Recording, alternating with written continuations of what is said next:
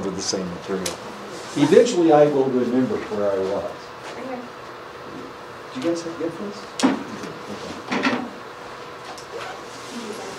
Well, sign Tyrone in. He's right behind you. That way we won't have to pass it back to him. Oh, okay, so we're talking about panic attacks, we're talking about anxiety. We know it's the #1 problem in the United States. Anxiety. Did I turn it on? I did. Okay. When our brain interprets a situation as dangerous, the autonomic nervous system kicks in, and it in turn activates the sympathetic nervous system, causing us to be prepared to fight or flee. We talked about this last time.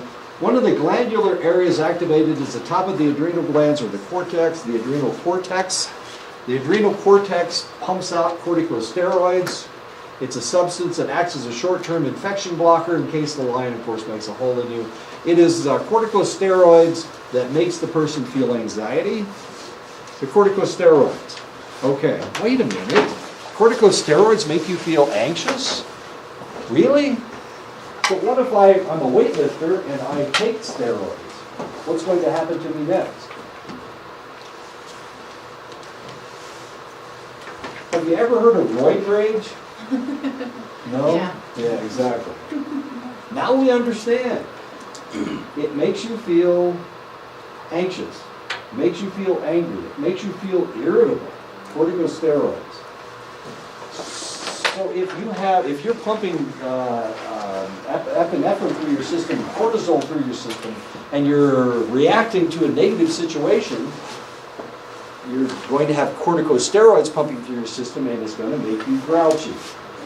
Okay, so maybe you will, instead of fleeing, you're going to fight this time because you're kind of pissed off because of the corticosteroids. It's not your fault. Don't worry about it. It's not your fault. Okay.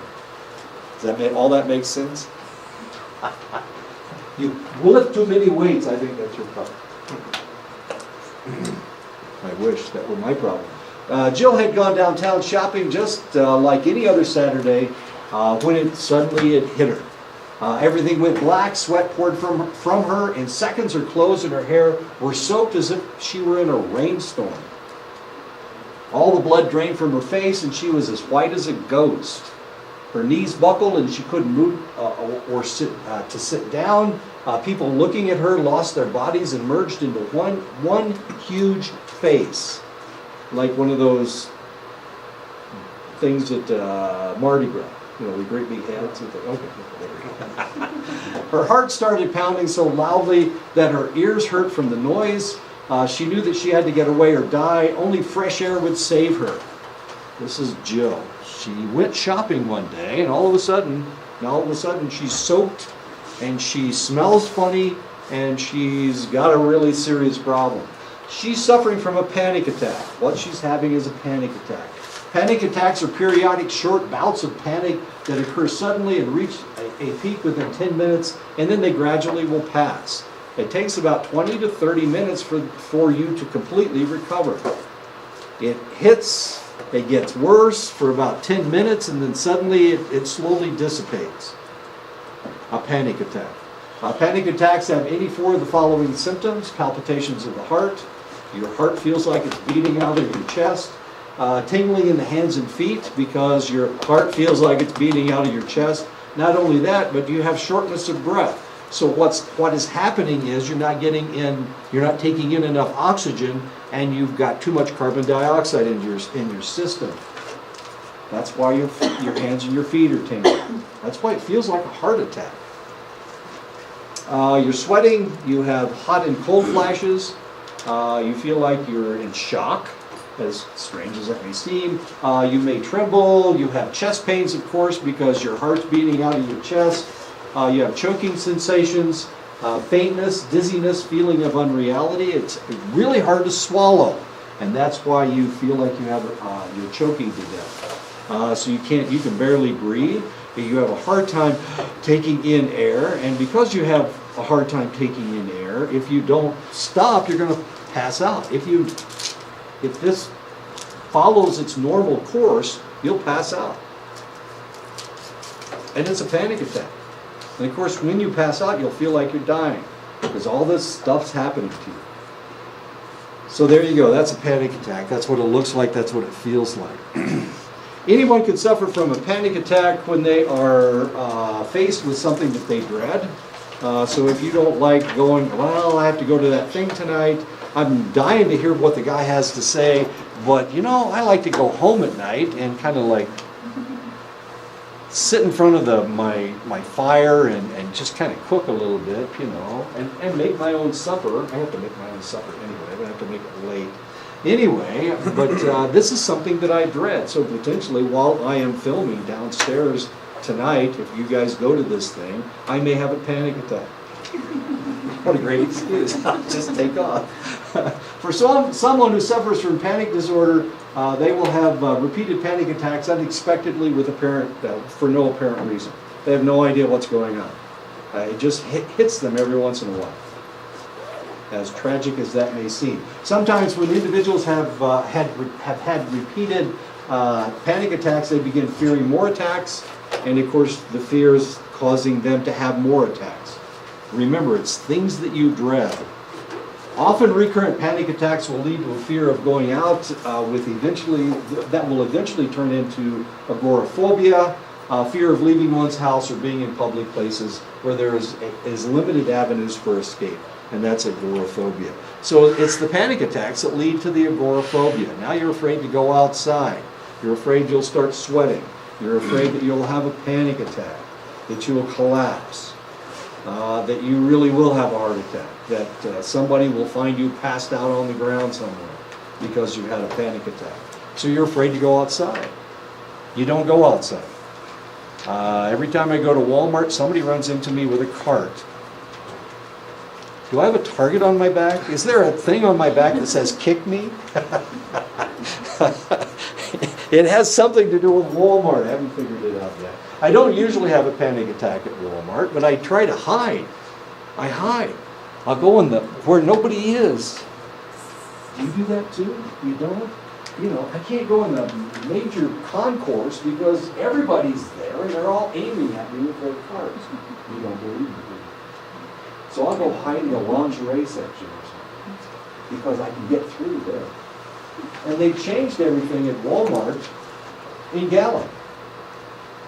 They moved everything around. I don't know what I'm going to do.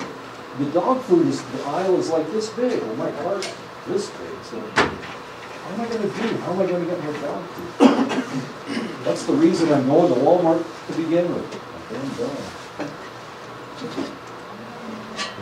They keep escaping. One of my dogs is a digger and the other dog is a jumper. So my digger will dig under the fence and then they can escape.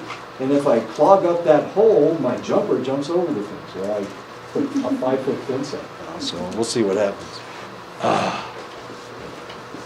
I went home to check on them, and they were right over here, over by this hogan. Over here. I know. Doris, you know where I live. I live where you used to live. I had to take them home. I know. I tried to get them in the car. They wouldn't. Okay, but I'm not going to have a panic attack about my dogs. Don't worry about it. Okay. 4 weeks later, this is Ann Watson. 4 weeks later, she had a similar attack. Oh, that was Jill before, wasn't it? I don't know where Ann came from. She had a similar panic attack. She had 4 more attacks in the next 7 weeks. She began thinking about attacks so much that she feared leaving her house, not wanting it to happen in a place where she couldn't get out. And that's what agoraphobia is. Fearing that you can't get out. Me being trapped in an aisle in Walmart and not being able to get out. That's my biggest fear. I've got all my stuff in a cart. Now how in the world am I going to get out of that aisle? This doesn't bother you guys, but it bothers me. I don't know how I'm going to escape.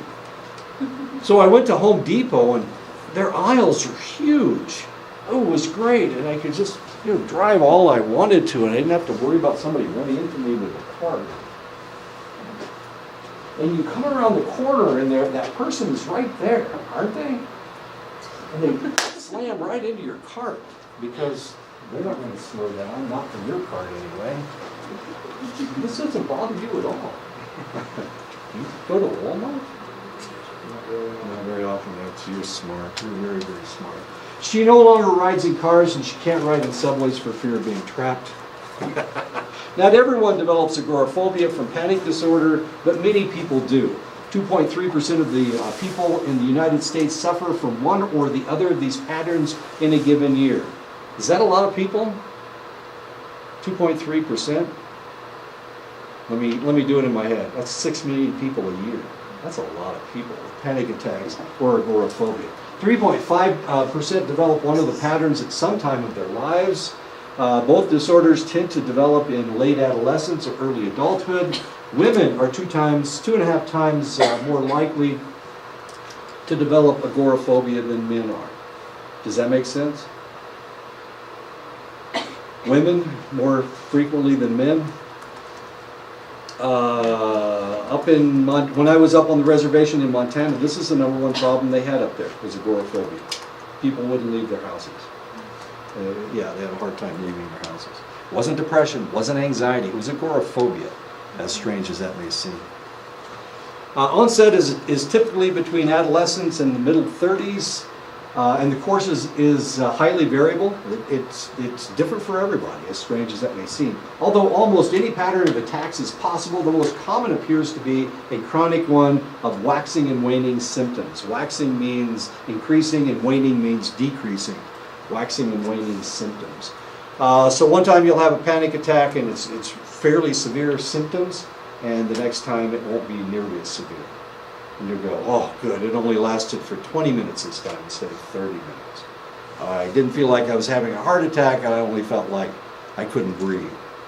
One of the things, of course, one of the problems, remember they're breathing shallowly, and this is a problem. This is a really serious problem. So one of the things that you can do is make them breathe into a paper sack. Now why are you making them breathe into a paper sack? Why would that work? They have carbon monoxide and they're not getting rid of their carbon dioxide. And since they're not getting rid of their carbon dioxide breathing into a sack, they're breathing out carbon dioxide. So why would breathing into a sack help? It shouldn't. Shouldn't we be giving them oxygen? No, the excess amount of carbon dioxide in the sac triggers a natural response for them to start breathing deeper. And that's what you're trying to do. You're trying to regulate their breathing. Right now they're breathing too shallowly. But in the paper sac is mostly carbon dioxide. But the excess amount of carbon dioxide will trigger them to start breathing regularly. As backwards as all that sounds. It seems like you need to give them oxygen. But even if you give them oxygen, they won't breathe deeply enough for it to take effect. In the 1960s, it was noticed that while panic disorders responded poorly to benzodiazepines, remember we're treating everybody with anxiety disorder with benzodiazepines in the 1960s. This is at the beginning of the war in Vietnam. So we tried to treat panic disorders with benzodiazepines, but it didn't work. They did respond, the panic disorders did respond to antidepressants. From this, researchers were able to understand the structure of panic disorder. A lot of times we don't understand what's going on. We give somebody a medication, it works, and now we understand that it has something to do with the medication we're giving them. We had no way of treating schizophrenia. So then we started giving them dopamine receptor blockers, and it relieved their symptoms. So now we know that schizophrenia is caused by too much dopamine, or too many dopamine receptor sites. Now we know that, and we found out exactly the same thing with panic attack. Antidepressants affect two neurotransmitters in the brain, specifically norepinephrine and serotonin. Changing the activity level of norepinephrine seems to control panic attacks. So if we can control your norepinephrine level, we can make the panic attack go away. So individuals who suffer from panic attacks, they will take medication that increases their norepinephrine level. And it makes them feel really good. Norepinephrine, remember, norepinephrine makes you feel confident. So if we give them this medication, it will make them feel confident. And they have fewer panic attacks. But it doesn't alleviate panic attacks completely. They will still have panic attacks. But they have fewer panic attacks, And they will only have a panic attack in a highly dreaded situation, as interesting as that is. Antidepressants act to restore the proper activity of norepinephrine in the locus ceruleus. This seems to control panic disorder, so it's the locus ceruleus. Let's see if we can find it. It's right there. There it is, right there. This green thing right there. Locus ceruleus. It's right there above the medulla oblongata. 80% of sufferers from panic disorder who take antidepressants show some improvement. Wait a minute. Why isn't it 100%? Shouldn't it be 100%? Is anything 100%? Is it? 5% of the population doesn't respond to opiates and opioids. 5% of the population. Just turns out that I happen to be one of those 5%. So if I shoot up with heroin, I get nothing. If I take OxyContin, I get nothing. If I take codeine, I get nothing. Nothing happens. And other people are just buzzing around the room, and here I am, I'm going, my pain is still there, damn it. What's going on here? So the reality is that we all have different biochemical structures in our bodies. There are generalities, but there's nothing specific. There are no absolutes as far as the human body is concerned. Maybe it has to do with metabolism. Maybe it has to do, how many people drink coffee to wake up? Does it work? It works, it works, it works, it works. I can drink all the caffeine in the world and take a nap. It doesn't make any difference to me. It doesn't affect me. Why? My biochemistry is a little bit different than everybody else's. And that's okay. I keep telling you guys the story of my dad used to drink coffee by the bucket. He drank pot after pot after pot of coffee. He did it for recreational reasons. I think he liked going to the bathroom. You drink coffee, you pee, right? That's the way it works. My mom, if she drank coffee, if she drank half a cup of coffee, she'd start having heart palpitations. And of course, you guys know the story of my brother who drank a Mountain Dew on his way to Virginia and ended up in Maine. He blacked out and drove on the wrong road. Not just the wrong road. Have you ever been on those roads in Massachusetts and New York? Oh my God, they're so crowded. And he was headed for Virginia, and he ended up in Maine. And he called my dad on the phone. He said, I don't know how I got here. I don't know what happened. It was the Mountain Dew. It was the caffeine. He was that sensitive to caffeine. But if I drink caffeine, nothing. I get nothing. No, it's not fair. It's just not fair. I want to get buzzed like everybody else. It doesn't happen. It's just not fair. Okay, so 80% of the population responds to antidepressants. 40 to 60% show marked or full improvement. This improvement can be maintained as long as the individuals take their antidepressants. Of course, Xanax is a form of antidepressant and it raises your GABA level. But Xanax works as well. So we can use Xanax to treat people with panic disorder. The treatment also works on panic disorder with agoraphobia. These individuals can't go shopping, they can't go anywhere, they can't go to the movies, they can't go to a family gathering because they won't leave their house. It's really kind of tragic. Is agoraphobia with people who have PTSD, is that something separate or is it a part of that? I've heard of people with PTSD having agoraphobia. It is different. And we would treat it. We treat the PTSD rather than agoraphobia. Yeah. Agoraphobia is just kind of more of a symptom. It is. It's a symptom. Yeah, it's a symptom. It's one of the symptoms. And we do see that. I guess my brother, you could say my brother has agoraphobia because he hardly ever leaves his house. And I didn't even think about that. He goes to the store now. I know a person that's got this panic disorder, and it really affects her since I've known her for years. And since I was small, she would always get these panic attacks. And I don't know how many medicine men has she taken. Nothing's working. So, she did go to the hospital they gave her, these antidepressants Sure. and the side effects, Yeah. and she didn't want to take them. No, of course not. Yeah, and that's one of the problems with taking any medication. There are always side effects. So you have to figure out, do I really want that heroin? I told her, I said, smoke it. That might help. Oh, you never know. You never know. Anyway. CBD. Researchers have discovered the people who scored high on anxiety sensitivity survey were 5 times more likely to develop panic disorders. So these are people that are kind of keyed up anyway, evidently. Many of these people tend to overbreathe or hyperventilate in stressful situations, and of course you can tell these people if you ever get in a stressful situation with them because they start breathing funny.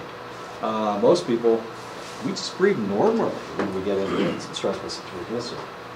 I was just thinking about medicinal medicines and genetic medicine and stuff like that. I was just wondering, do you know any reason why THC has such a wide effect on a lot of these disorders that are Right. common and stuff like that? It's actually not the THC. It's not the THC, It's not the THC. CBD. CBD. Yeah. It's another substance in there. THC is the one that gets you. Yeah, what's the hallucinogen? Yeah, and then the CBD is the medicinal. Well, they use both, because I know there's a company in Colorado that will take out the CBD and the Right. THC, they treat it for Right. depending on the elements. But Yeah. it's amazing that marijuana will have such a positive effect without all the side effects of Right. medicines. Well, it has A side lot of effects of it. its own, so. Well, not as bad as the other ones. I don't know. You know, doctors, they like to give you I medicine. tried the CBD with my dad. Oh, is that right? He has, joints, his joints Right. a lot, so he's, again, he went to the hospitals everywhere, nothing really worked. So then I went up to the trip to Colorado, and, with Colorado, their THC is a little bit higher, Right. so. It's not a little bit higher. It's a little bit higher. With, Yeah. the ratio. Right. But then there's a company in Albuquerque where the ratio for THC is a little lower than the CBD. Right. So, man, it costs like almost, I think it's like $175 for a tiny bottle of this. Did it work? It worked. Okay. There you Yeah, I go. told him, I said, and the guy that gave it to us calculated his body, his weight, Sure. all that, and then he told us how much he should be taking. Right. So it was really interesting, so I gave it to my dad, I said, I'm gonna do this experiment. Take this up from Colorado, tell me how you feel. Then he came, I said, how was it? Real good. And then I said, what about this other one from Albuquerque? Yeah. He said, that one was really hot, he said, my pains. Wow. So I was like, wow. Okay. And I don't feel buzzed. Yeah, that's what he said, he decided I didn't feel dizzy or anything. Exactly. Yeah. Yeah. But then again, we're all different. Your dad's probably different from everybody else in this room, If we all had the same problem, some of us would respond and some of us wouldn't Yeah. respond. It's like the 80% we just saw. Okay.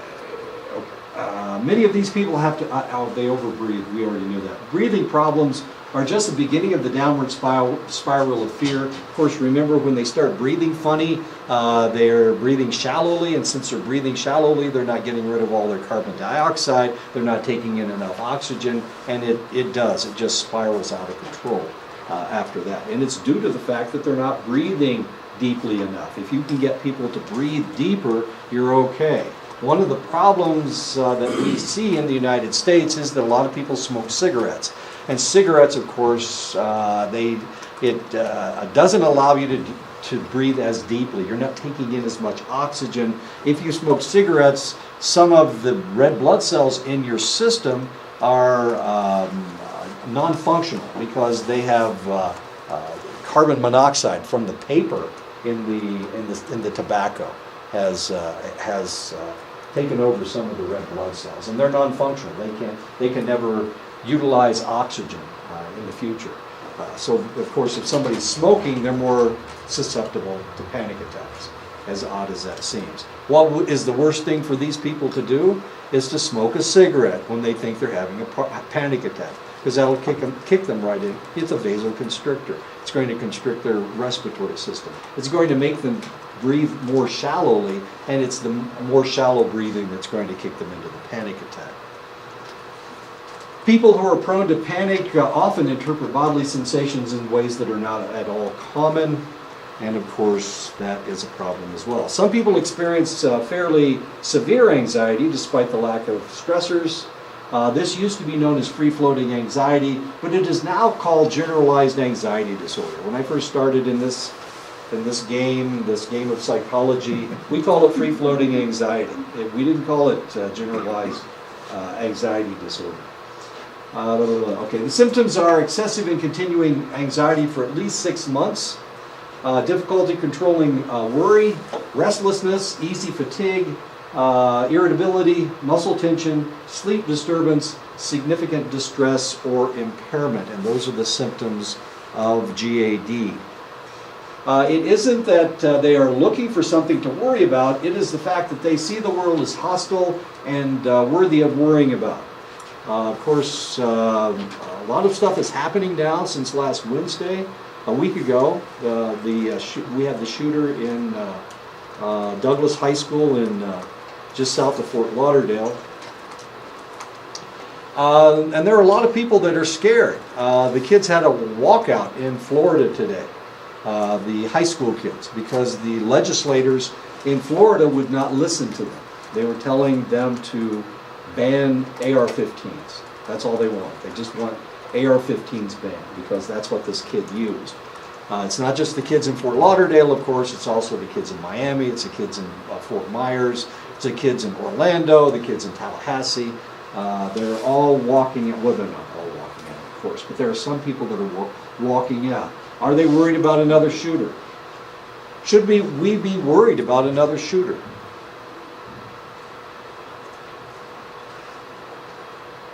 We don't have to worry about it here on the reservation, do we? We haven't had a shooter in this area, have we? Of course we have. Aztec, remember Aztec? Were those kids from around here? The ones that were shot? This morning there was a threat to window. Oh, is that right? In Window Row. Maybe we need to worry about this stuff. Yes, sir. Isn't that hoplophobia though? I'm sorry? Isn't that hoplophobia? Hoplophobia. Fear of guns? I've never heard that term before. Hoplophobia, that's interesting. Fear of guns? Well, shouldn't we all be respectful of guns? I think if you have a respectful amount of fear, then that's fine. That's not going to make you go overboard in this school and stuff like that. Interesting. I don't know. I couldn't say. I respect guns. Because I've seen a lot of bullet holes in people.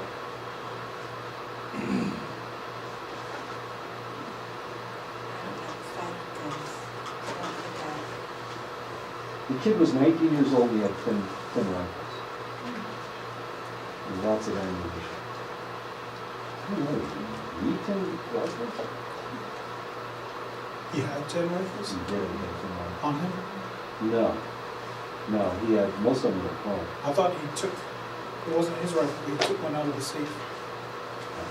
That was his gun. The AR-15 he had purchased legally in Florida. In Florida, they don't, anybody can have a gun in Florida. It seems irrational to think that if you got rid of that one gun, that's going to stop school shootings. If you could magically get rid of all AR-15s in one day, you still have all these other guns. And even if you got rid of guns, then you have knives. I mean, there's always going to be that danger, Sure. inherent danger. So Right. it seems illogical to. But we banned guns before. We used to ban military weapons from the United States. So you can't own a machine gun. Because if gun ban worked, then Chicago and DC should be the safest cities in the country. Because they have the strictest gun laws in the whole country. They're stricter than the California gun laws. And they have the highest gun violence led by handguns. And if you look at it statistically, the AR-15s account for like about, it was a total of 500 deaths, and the pistols account for thousands and Oh, thousands. sure. And nobody's talking about Much easier to conceal. Yeah. 9 millimeter. So it just seems like we have this illogical fear of an inanimate object pushing you to do things. But then in history, when they took the weapons from the Native Americans,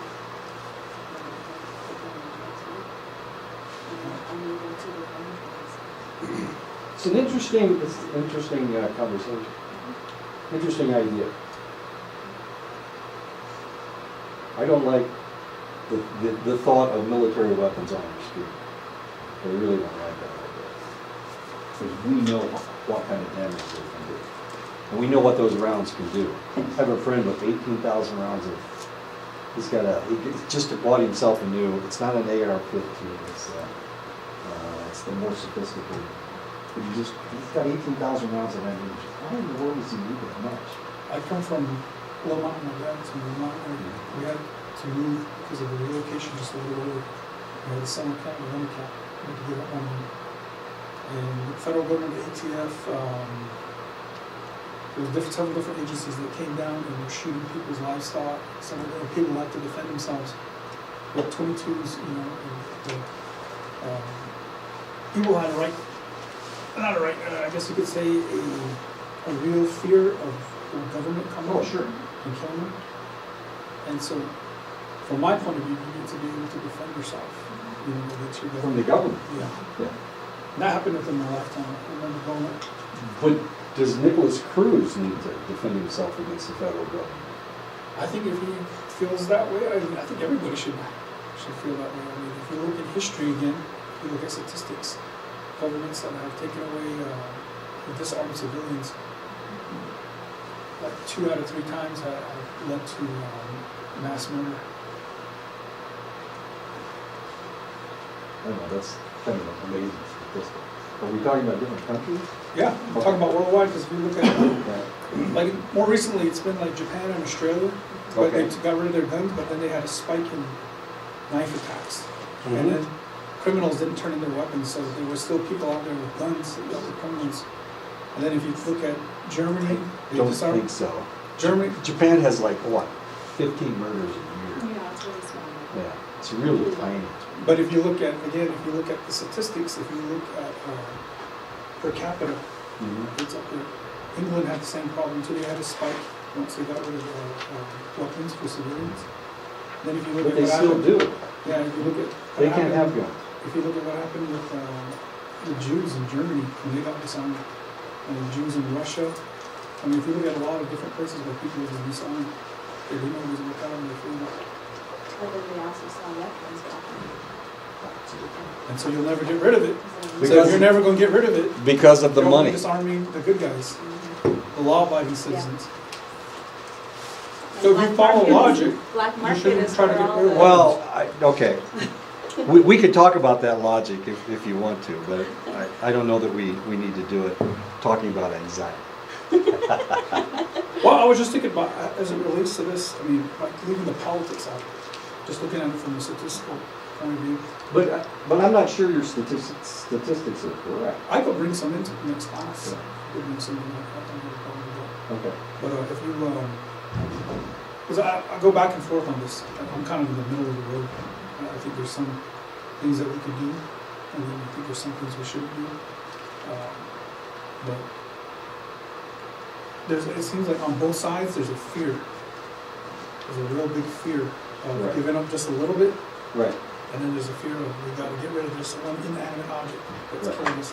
But if you look at it statistically, for that demographic, that age group of children, guns violence is like at the very bottom of the list. There's all these other things like drug, alcohol, all Oh, kinds of sure. other stuff Well, there's that all are killing kinds them of- at higher rates, but they're not addressing it. Right. So it's an illogical fear to have to put something from the bottom of the list as the most important. Well, I don't know if it's illogical.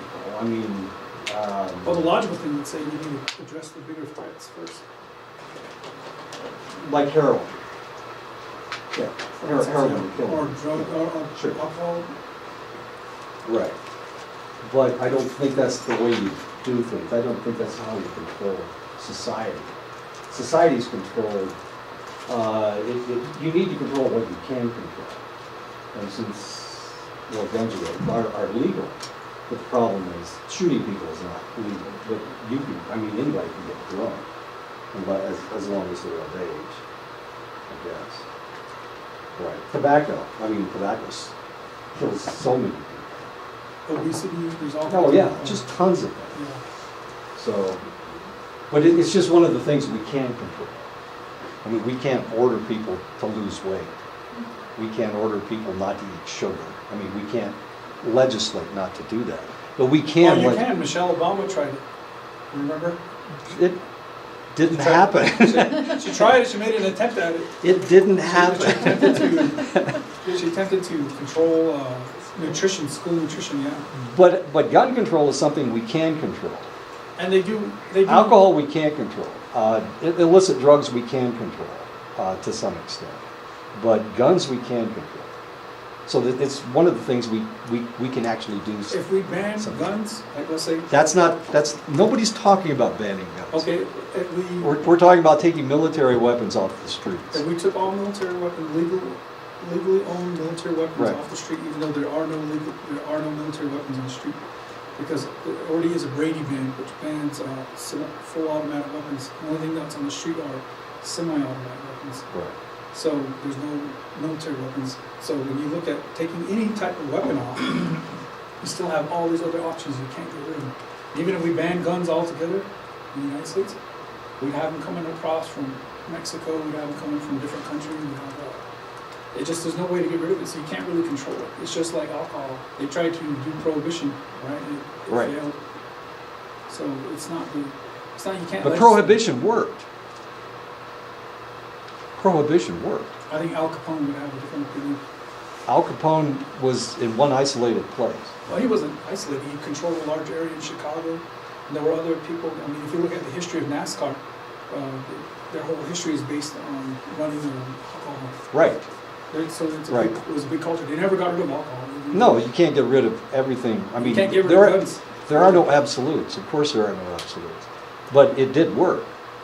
It did improve the health and of the people in the United States. It reduced the amount of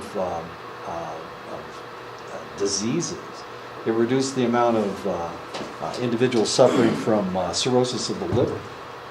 It reduced all these things. It actually did work. But if you take an isolated place like New York or like Chicago, then you can say, well, it didn't work in Chicago. You're right, it didn't work in Chicago. It didn't work in New York, but it worked in... The violence it caused was a lot worse, so I think you could arguably make an argument that someone dying of gunshot wounds from a mobster like Al Capone is a lot worse than dying of cirrhosis. Liver cirrhosis. I don't know if that's true, but how many people died from... They're both bad. They're both bad, but one is self-inflicted and the other one is from violence. But how many people did Al Capone actually kill? Who knows? And how many people die from cirrhosis of the liver? Tens of thousands. But even if you look at prisons, prison institutions, their guns are all taken from them, but they still are able to make weapons. That's true. They're able to use. But they very rarely kill each other. Yeah. In prison? Yeah, it's relatively rare. Certainly not as much as, as frequently as what happens in the streets. So it's if it's the amount of people that are killed, then I'd have to go back to this other argument that there are the other things that are killing people for school. But we can't control those things. We can only control what we can control. We can control, well, we try to control alcohol. Yeah, we did for, 19 years. No, we still do because the drinking age is 21. That's School true. Children shouldn't be able to literally get alcohol, but they get it anyways. And that's killing them at higher numbers. But everybody turns a blind eye to that. There's a lot of other things that are killing off school-age children than guns. Guns is like way down the list of things that they could possibly die from. The percentage of you dying, it's the only thing we can control, and we have to control what we can control. And what we can't control, there's nothing we can do about it. Well, again, you just said earlier you can't control everything. Yeah. There's no absolutes. There are no absolutes. But it's the one thing that we have some control of. By that argument, we have some control over everything too. We To have some some extent. control over alcohol, we have some control over drugs, we have some control, you know. Let's get back to GAD. Okay. We can have this conversation after class. Except I have to go down and film that thing tonight. Okay. Maybe next time. Maybe next week. The more actual dangers that someone faces, the more likely they will develop generalized anxiety disorder. One of the most powerful forms of societal stress is poverty, of course. The stress rate for people living in poverty is twice that of people living in more affluent circumstances. In any given year, 6% of African Americans suffer from the disorder compared to 3.5% among the white population. So African Americans suffer panic disorder much more frequently than white people. But a lot more white people have panic disorder than African Americans. Why? Because only 13% of the population is African American and over 70% of the population is white. So we have a lot more white people that have panic disorder. So if we painted a picture of somebody suffering from panic disorder, it would be somebody that was white, because far more white people have panic disorder than African Americans. Existentialists feel that GAD, the generalized anxiety disorder, is caused by existential anxiety. This is the fear that there is a limit to one's existence. Existentialism just is a philosophy that deals with existence and people's existence. They can recover by taking more responsibility for their lives. In other words, not allowing other people to define you. And that's what existentialism is all about. Taking responsibility for your life. Like all other problems, generalized anxiety disorder is caused by dysfunctional ways of thinking. To treat this problem takes facing one's own basic irrational fears, namely the need that everybody has to love me. Obviously, I don't have that problem. Things should always be the way that the client wants them to be. My wife's suffering from this right now. She's really upset about what just happened down in Florida, mainly because my daughter used to live in Fort Lauderdale. She used to live in Boca Raton, and it's right just north of there. Her volleyball team used to play against the Douglas team. I have a son that's teaching mathematics down in Florida, and you know this is worrisome, and it really bothers her. She wants something to happen. She wants people to do something about this. She wants people to talk about it. She wants a dialogue, just like what we just had. She wants that dialogue, but she wants realistic dialogue. She wants something that to happen. So she would like to be able to dictate. Of course, the colonel wants to be able to dictate that something happens. But of course, she's only a colonel. She's not a general. So nothing's going to happen. Dangerous or fearsome things should be focused on, and of course that's what's going on with the weapons. We're focusing on the weapons as something that's dangerous and something that we should fear. One must be totally competent to be worthwhile. When any stressful event is interpreted through these irrational fears, they are extremely anxiety producing. So if you have any of these ideas, like my wife does right now, she's suffering from anxiety. She actually put on Facebook that she thinks parents should keep their kids out of school. It's too dangerous. There's too many school shootings taking place. And it doesn't make any sense. It doesn't make any sense. It's hard to rationalize a good reason for shooting somebody like that. If you, like when you have one of these fears, Sure. whatever it is it's related to, if you give into it, does that make it worse? Yeah. Sure. Now I think everybody has to love me. And so actually sitting there, she's going, oh, you know, and I'm going, oh, please, you know, you have to be nice to me. You know, I want her to be nice to me. And I'll do anything to make her be nice to me. I'll give you an A, okay? You know, so it causes it can potentially cause a lot of problems. Or the fact that everything is, that the world is dangerous, and that I can't go outside. I can't walk outside. Because for the fear that somebody might punch me in the face, or whatever. I get that a lot. People punching me in the face. It's a joke. The more you believe these things, the more seriously you believe these things, the less likely you're going to be able to go outside. To function in society. And it may be paranoia that has caused my friend to accumulate all the weapons that he has in his house and the 18,000 rounds of ammunition. He has a whole room that's all it is. He built an extension to his house so he could put his guns in there. And I asked him, well, who are you afraid of? Who do you think is going to attack you? I know who he's afraid of, and I know who he thinks is going to attack you. I just wanted to hear him say it. He's afraid of African Americans. No reason. He was in the military for 20 years, and a lot of his friends were African American, but he's scared to death of African Americans. He thinks they want all of his stuff. He's never been attacked by one. He's just scared of it. He sees it on television all the time. He watches cops. He's kind of a silly guy. But then again, what did he do in the military? He drove tanks. He was a tanker. And now he's scared of everybody because he never carried, he had a sidearm, and that's all he had. So he didn't feel like he had control over everything. And take his tank away from him, and now he's vulnerable. That's the way he feels. Funny guy. There are two basic therapy techniques that are used to treat GAD with cognitive therapy: changing maladaptive assumptions, and that's the assumptions we were just talking about. The therapist points out irrational assumptions, applying more appropriate assumptions, and then assigns homework or practice. You need to practice not thinking about this. If you do think about this, this is what's going to happen next, rather than all these negative things that you think is going to happen. So you need to do homework. If you're scared of people, then one of the homework techniques, this is one used by Ellis, he would have them go into a parking lot like at Walmart or Kmart or whatever and start singing at the top of their lungs. And then all those people would look at them and think that there's something wrong with that person. But of course they would learn that just because I'm acting stupid doesn't mean that any negative thing's going to happen to me. I know. It's kind of a strange thing to do.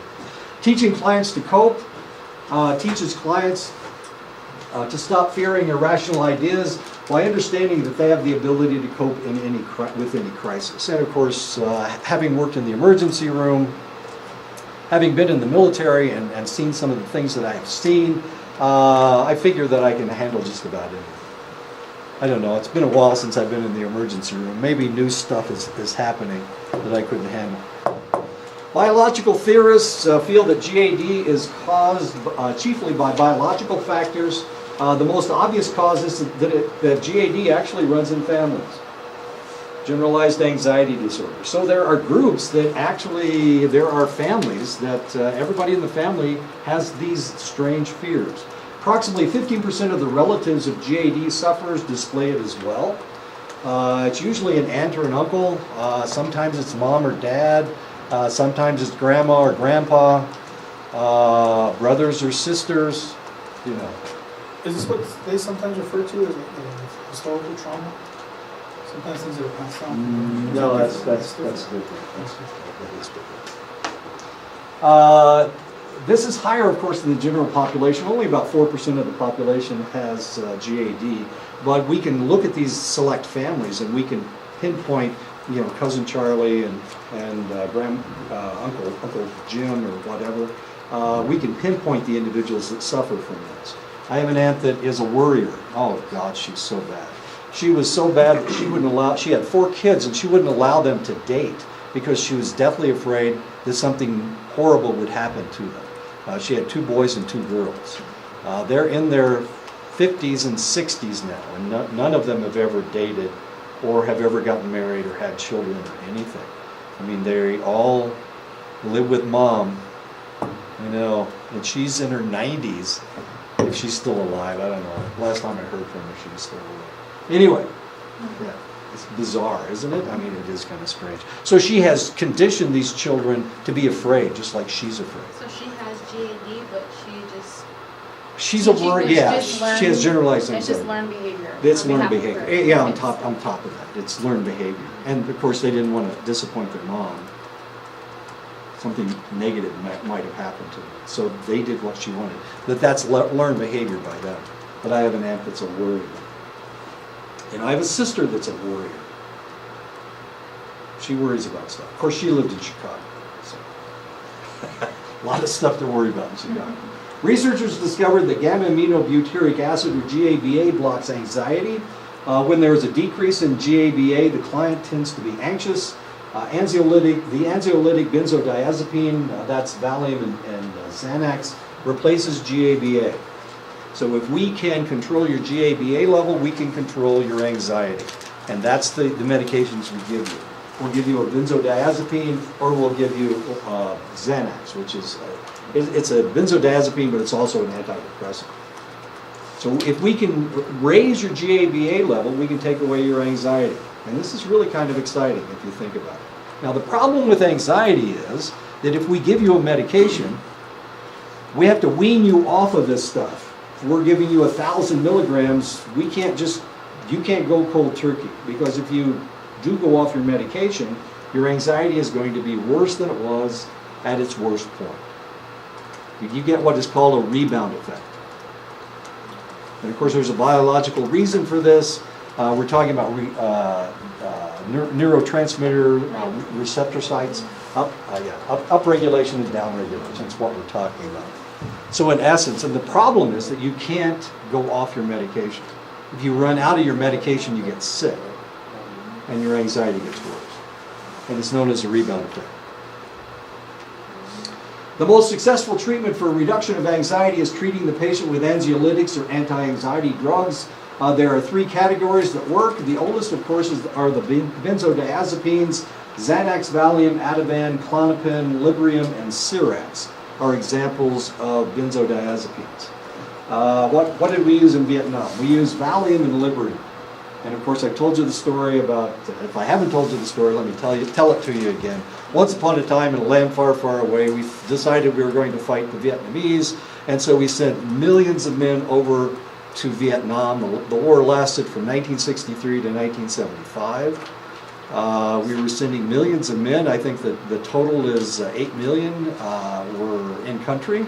That's a lot of people if you think about it. That's also a lot of wives and sweethearts back home. So one of the things we did as military medics was to treat the women back home so that they wouldn't write really nasty letters to the soldiers in the field. So we gave them Valium and Xanax and Librium. Valium and Librium by the bucket load. I can remember going into the pharmacy. I was working in a pharmacy on Reese Air Force Base. A tiny little base, but we had a pharmacy, and we were supplying drugs to all the people in the area, and they would bring in gallon jugs of all the medications that we had, but the Librium and Valium they would bring in 5-gallon buckets. 5-gallon buckets, which were kind of heavy because those are pills, you know. So we had all that Valium and Librium, and we were doling it out to anybody that complained about anxiety. They didn't have to have a spouse overseas. We were juicing them all up. And of course, this stuff is addictive. So we were messing these ladies up really bad. Not the guys. We didn't treat the guys because we'd have to take them off active duty if we treated the guys, but we were treating the wives. Yes, sir. You answered my question. I was asking if you were habit forming. Oh, it is extremely habit-forming. Yeah, it's pretty habit-forming. Yeah. The Bell Jar, if you've ever read The Bell Jar or have heard of The Bell Jar, it's about a lady that was addicted to Valium, and she was trying to come off of it. It's really tough. It's really hard. So we had to wean all these people off of this stuff, or not. After they got out of the service, it wasn't ours to worry about anymore. As strange as that may seem. Military, always taking care of their veterans. Well, about 20 years down the road, we'll take care of our veterans. Two other drugs that work as anxiolytics are azaspirones. Buspar is one of them, and the other is beta blockers. Two examples of beta blockers are Inderal and Tenormin. The selective serotonin reuptake inhibitors Nardil and Parnate can be used as well as an anti-anxiety drug. Non-pharmaceutical treatment for anxiety includes relaxation training and biofeedback. A lot of people don't like to go on these drugs because, of course, there is the rebound effect if you go off of them. So they try to do it naturally with biofeedback or relaxation therapy. Unfortunately, of course, this doesn't work nearly as well as the pharmaceuticals. Pharmaceuticals are immediate. You start getting relatively immediate relief. Of course, you have to build a degree of the medication in your system. It takes a couple weeks for it to kick in, but once it kicks in, it really works very, very well. Unfortunately, the non-pharmaceutical methods are not quite as good as the drugs.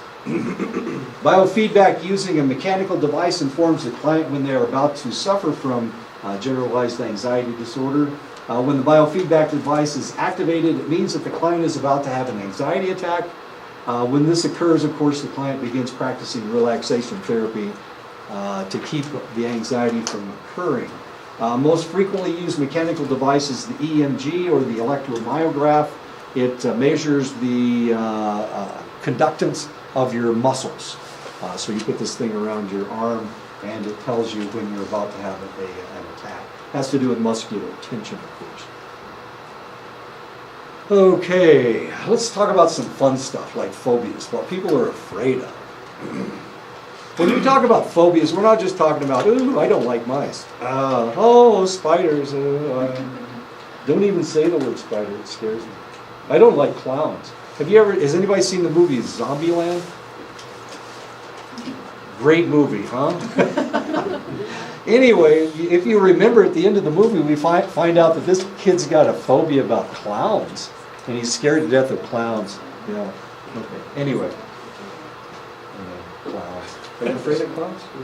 You've never seen Zombieland? It's so funny.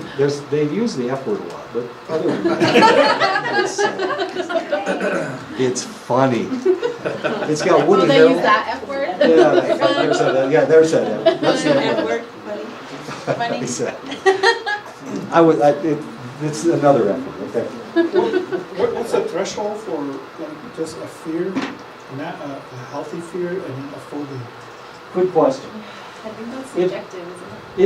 It is, and it all depends on the doctor. It all depends on whether it's disrupting your life. Yeah, how dysfunctional it's. Yeah, exactly. Oh, okay. Yeah. So if you can't go outside because you're scared to death of snakes, so you can't walk to your car, now we got a problem. Yeah, it's a phobia. So what if someone like had a fear of like midgets? And so you hardly run into midgets. What, are you talking about me? Are you picking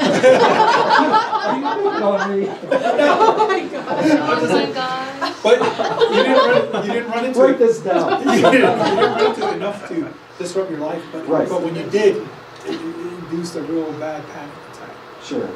Is that a Yeah. fear or a phobia? That'd probably be a phobia. If you couldn't go around people that were not as shorter than me, right? Okay. Now we got a problem. Yeah. I mean, you'd be peeking around the corner when you come into class because you're scared to death of me. Because I've got the lifts in my shoes.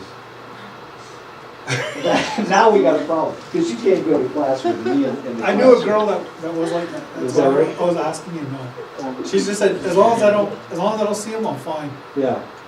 So I was like, okay. No, we just ran into some down in Phoenix, and Yeah. she really freaked out. Freaked out. And I thought she was joking, and I was like, I had to go calm her down with her. Just and then the whole evening, everybody was like, wow. One of the things we're going to find out is that 90% of the people with phobias don't treat it. And they're fine. They just try to stay away from spiders and snakes. I have a friend that's a psychologist, and she's only 4'8". So she's really short. But she's definitely afraid of clowns. You can't even say the word clown. So if I'm acting out and I'm with my friend and I say, I'm just clowning, you know, it spooks her. I mean, she really gets scared. She can't even hear the word clown. Now, the odd thing is that she's a baton twirler. And I know. She was a national champion baton twirler when she was 8 years old. And she never ran into clowns? What is this all about? I know, clowns. Who's afraid of clowns? There are whole populations of indigenous people that are afraid of clowns. The Dakota people, they use clowns as their policemen. So here I am, I'm up on the reservation up there, and half the people are Grovon, the other half are Dakota. And so we're going to, they had a parade at downtown. And my friend, my Grovon friend, talked me into dressing up like a clown. He dressed up like a clown, got this other Belladonna lady to dress up like a clown. So here we all are, the three of us are dressed up like clowns, and half the population that we're passing are Dakota. Well, these people are scared to death of clowns because they were the policemen, and they were the ones that told the individuals how to react or what not to do. So the kids are running away from us. I mean, this is just bizarre. You know, we're going down the street, and if we pass a Grovon family, they're laughing and joking, and we're doing stuff and acting goofy, and then the Dakota kids are just taking off across the prairie. I mean, they're just leaving. It was wacky. Anyway, so. More for me personally, I don't know if you would call this a phobia or a Okay. fear. My first child, I don't mean to say like I was a bad parent, but I kind of like was okay being separated. Sure. I was okay with his mom taking care of her. Really didn't, when she fell down, she needs to learn how to walk, blah, blah, blah.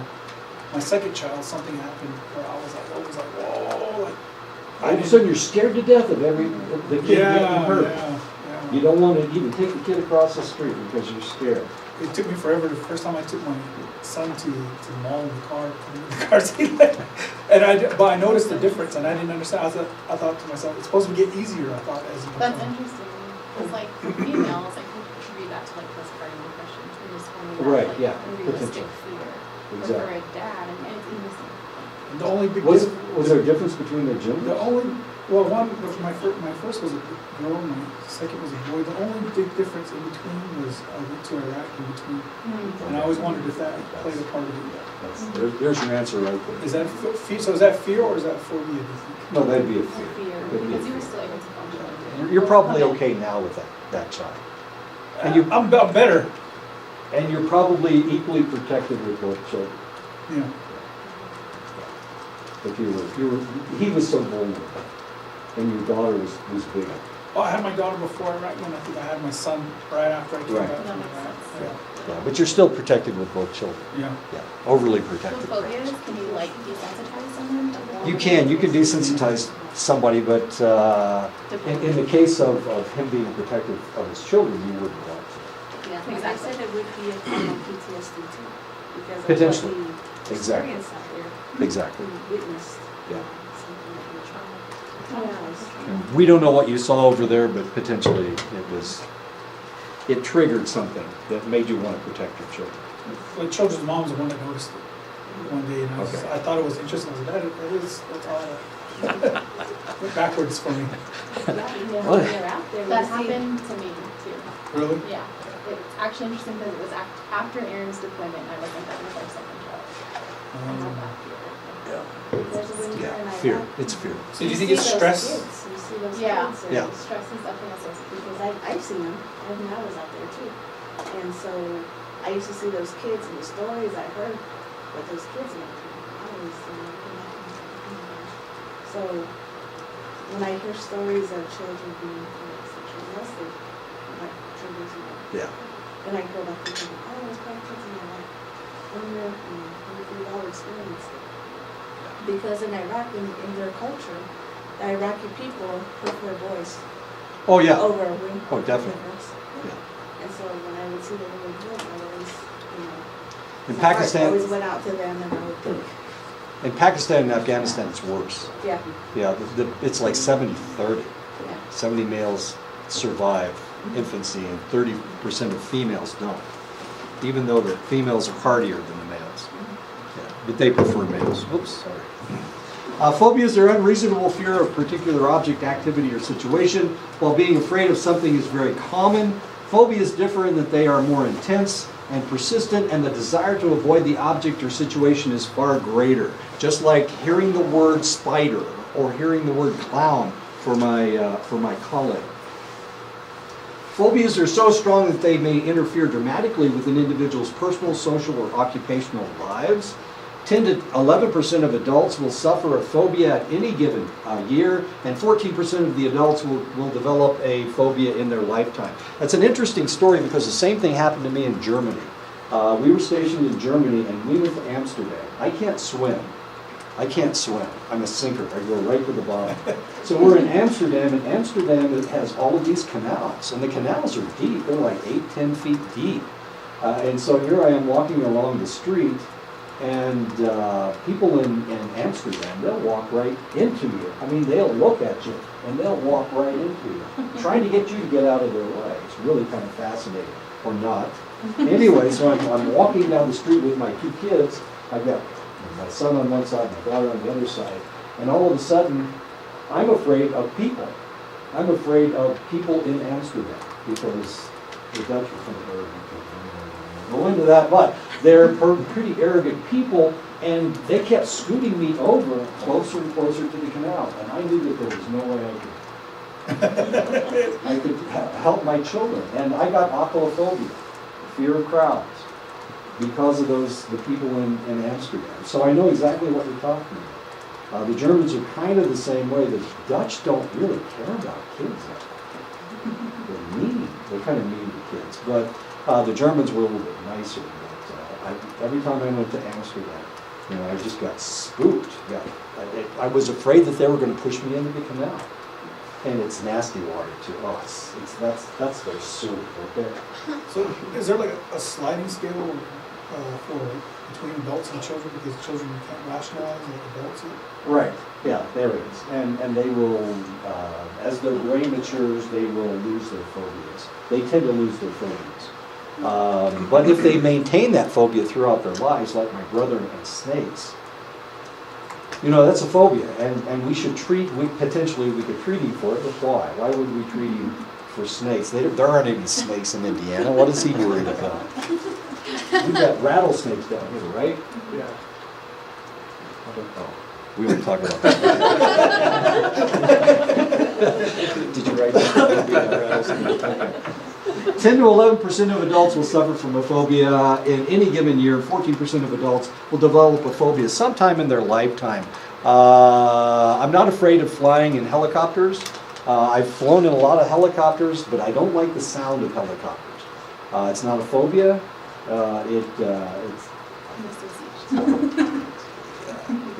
It's my association. Wow, that's fast that you said that. I was just going to say that. Yeah, that's a lot of soldiers. Yeah. A lot of people I know in Phoenix. Yeah. Soldiers, and they hear the helicopters, it takes them right back. Yeah. Even watching a war movie, the sounds. I'm okay with war movies. I'm fine. I know it's on the screen and I'm okay. But it's the sound. Just the sound. Well, you can feel it, and it gets you right in the chest. You can feel it. And then helicopters, of course, in Vietnam, the enemy didn't have any helicopters. But our helicopters were sometimes shooting at us because, well, they're kind of stupid people. They'd shoot at anything that moved. Anything that moved. My God. So you had to, if they came over, you had to, stand still so they couldn't see you. Even though you were wearing the right color uniform, they didn't have a color uniform. There are three categories of phobias. Specific phobias, of course, are intense fears of a specific object. Social phobias are fears of social performance or situations where embarrassment may occur. Agoraphobia, it's fear of the farm, yeah. Agoraphobia is a fear of going into public places alone. Agoraphobia is almost always accompanied by panic attacks and are more likely to occur when the feared area has no obvious avenues of escape. And that's the biggest problem. So I'm afraid of going into Walmart and getting trapped in one of those, and I can't get out. And it's happened to me before. It seems like if I'm going for hamburger, everybody wants hamburger. All of a sudden, everybody wants hamburger. So here I am, I'm standing beside the hamburger place, picking up my hamburger, and I've got like 15 carts all around me. Is this scaring you? And they won't get out of my way. It's not just the carts, it's the, like, everybody's family is coming to look at the hamburger.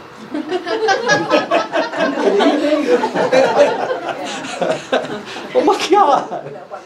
When did Don't this, buy hamburger. when did this onset happen? Like, has it always been there, or is it? No, it's just right now. And I have to go to Walmart this weekend. 50% of women and 10% of men suffer from arachnophobia, fear of spiders. My wife is afraid of tarantulas. She doesn't mind wolf spiders, but tarantulas she's deathly afraid of. I'm afraid of all of them. Every The daddy long legs. Oh my God! I've been calling my husband. Hey, take him out. That's too much fun. The second most common phobia is social phobia. Of course, being afraid that I don't know what you're afraid of. You're obviously afraid of something. Afraid of public speaking. Afraid that has anybody ever had the dream about being in grade school naked? No? Am I the only one? I've had that dream. I keep having that dream over and over again. You had it? No. I wanted to ask about dreams. Okay. Do dreams also contributing factors to like Sure. phobia? Oh, like sure. for an example, you dream you're falling off the cliff, Right. but you never reach the bottom. But Of course it causes that fear Of falling? of falling. I have a fear of flying. So when I fall off the cliff, I start swooping around. I know, that's my dream. Yeah. Yeah. But then again, Weird. I've been in helicopters, which should not fly. Those damn things should never, ever go fly up in the air. But they do. They go so high. Is there a difference between like natural fears that you have that you're born with or that you kind of grow up with, and then fears that are learned later in life or experiences? Yeah. And most of the things you do right. Most of the most things It's all you about do right. survival, like Yeah. when you're younger. Exactly. Like those innate fears. But then there's also like fears that come from like scams, Right. of things that we learn about. Right, your parents, I had a neighbor when I lived in Mississippi, and the mother was deathly afraid of dogs. And she taught her children to be afraid of dogs. And they'd see a dog, half a mile away, and they'd go screaming into the house because they're so afraid of this dog. Dachshund? Come on, let's get real. A Pekingese? Yeah, these things are so scary. But yeah, she's absolutely right. There are innate fears that we have as children, and then we have developed fears as we get older. But it all has to do with survival. Most of it has to do with survival. Is it logical to be deathly afraid of spiders? Not daddy long legs, of course, but spiders. Isn't that logical? Not all spiders are good spiders. Some of them are bad spiders. Public speaking, forgetting to wear your clothes.